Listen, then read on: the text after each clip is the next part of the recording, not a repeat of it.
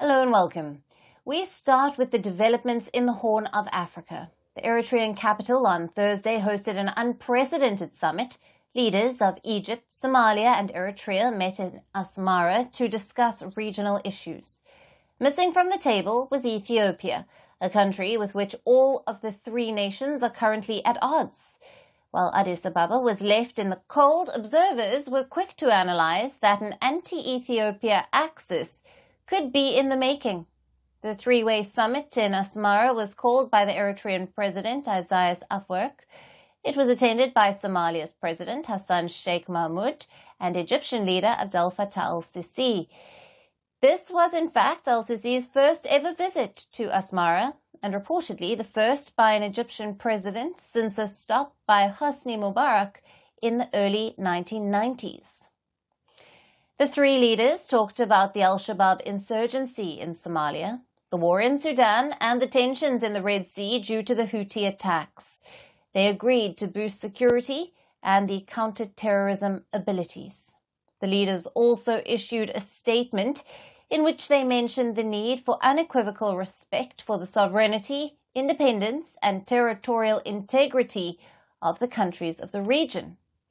But this sudden summit comes when tensions are simmering in the Horn of Africa. And one nation at the center of these tensions is Ethiopia, with which the participants of the Asmara summit share strained ties. Egypt, Somalia, and Eritrea have their own issues with Addis Ababa. Let's take a look at them one by one. Now we start with Somalia. Somalia and Ethiopia have traditionally not shared cordial ties. But things worsened in January this year when Ethiopia signed a deal with Somalia's breakaway region, Somaliland. As a part of the deal, Ethiopia would gain access to Somaliland's port and a part of its coastline to build a naval base. In exchange, it agreed to become the first nation to recognize Somaliland, which has been seeking independence. Somalia, which considers Somaliland as a part of its territory, expelled the Ethiopian ambassador in response. It has also threatened to expel Ethiopian troops deployed in the country to fight the Islamist insurgents. Somalia's ally, Turkey, has been mediating between the two neighbors to diffuse tensions, but so far there has been no breakthrough. Moving on to Egypt. Cairo and Addis Ababa are at odds over a giant dam on the Nile River. Now, the Grand Ethiopian Renaissance Dam is being built by Ethiopia on the Blue Nile tributary, where 85% of the Nile's waters flow from. It is Africa's biggest hydroelectric dam project, but Cairo, which heavily relies on the Nile River for freshwater needs, is concerned about Ethiopia's project. Egypt, which is downstream country, accuses Ethiopia of threatening its water supplies. Now, efforts to reach a binding agreement between the two nations have failed. In response, Egypt has decided to forge closer ties with Ethiopia's other rival, Somalia. Cairo has supplied Mogadishu with military aid and is also offering troops that can potentially replace the Ethiopian soldiers fighting terrorism in Somalia. And lastly, we come to Eritrea, which won independence from Ethiopia in 1993 after a 30-year war. But friction between the two neighbors remained, and they continued to share territorial disputes. The conflict left tens of thousands dead or injured, but the decades-long conflict suddenly ended in 2018. Courtesy, this man, the Ethiopian President Abiy Ahmed. After coming to power, he quickly surprised the country by extending a peace offer to Eritrea. The gesture was reciprocated and the two nations signed a declaration of peace and friendship. The agreement also won Abiy Ahmed a Nobel Peace Prize. But ties have again started going downhill. Following the end of the two-year civil war in Ethiopia's northern Tigray region, which borders Eritrea, Asmara has been an ally of the Ethiopian government in that conflict, but has been lukewarm about the accord that ended the fighting in November of 2022. Now, tensions have further worsened as Abiy Ahmed made a case last year to gain secure the Eritrean Red Sea port of Asab, and this to gain sea access. It turns out that Ethiopia's watery ambitions have literally landed it in hot water, be it the dam on the Nile River or the crucial sea access through Somaliland or Eritrea. But as Addis Ababa finds it more and more isolated, how will it respond?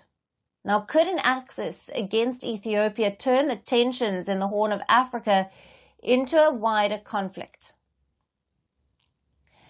For more on this, we have with us Mohammed Kieromer, a Horn of Africa political analyst who is joining us live from Oslo in Norway. Thank you for being with us. Thank you for the invitation.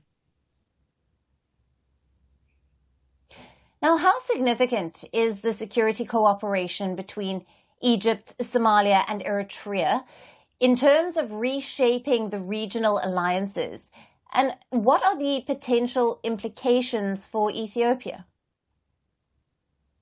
First of all, I think it is important to say that this is Abiy's strong policies that has brought these countries together, having signed the Memorandum of Understanding with Somaliland and his ambitious quest for a military access to the sea.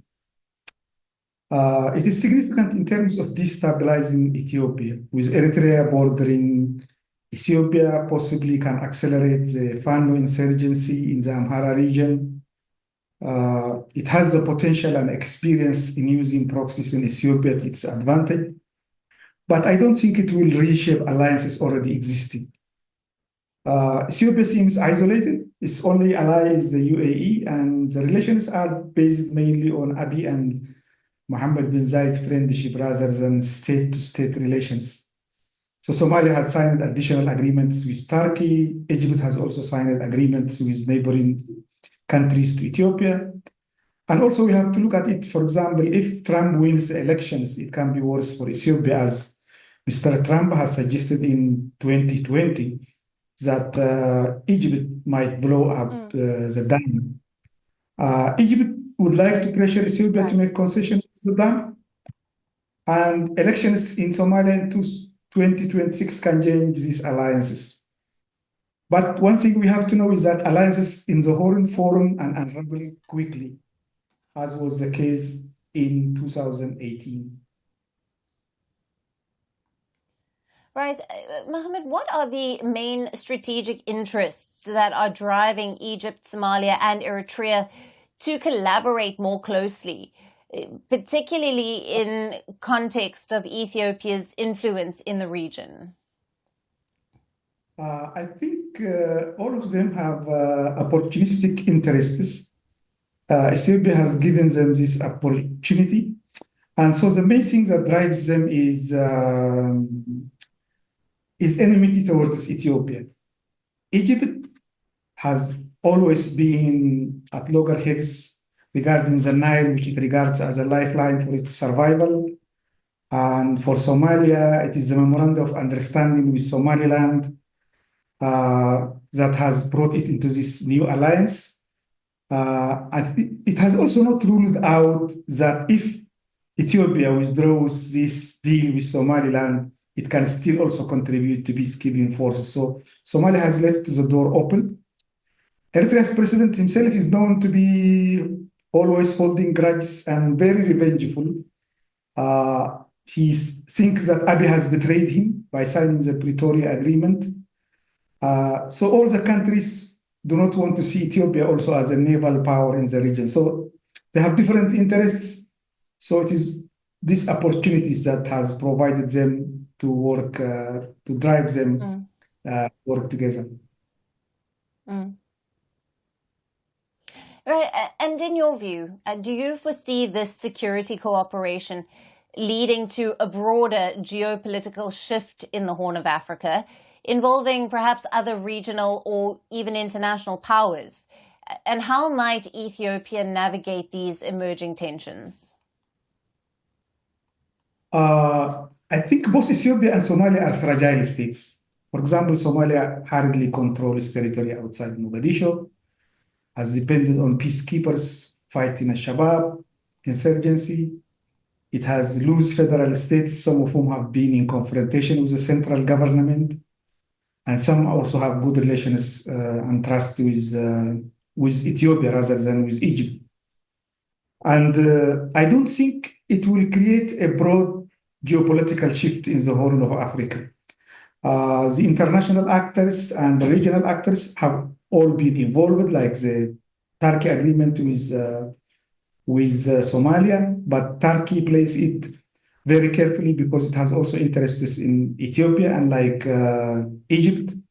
So it looks like it's not going to create a broad geopolitical shift in the Horn. And Ethiopia can diffuse the tensions if it draws this memorandum of understanding. And so this is how I see it.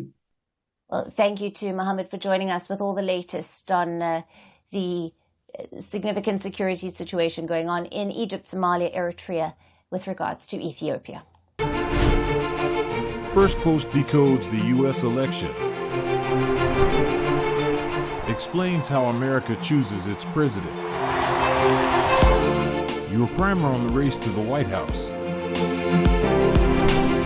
Everything you need to know about how America votes and its global implications. U.S. Election Explained, every Monday and Thursday only on Firstpost.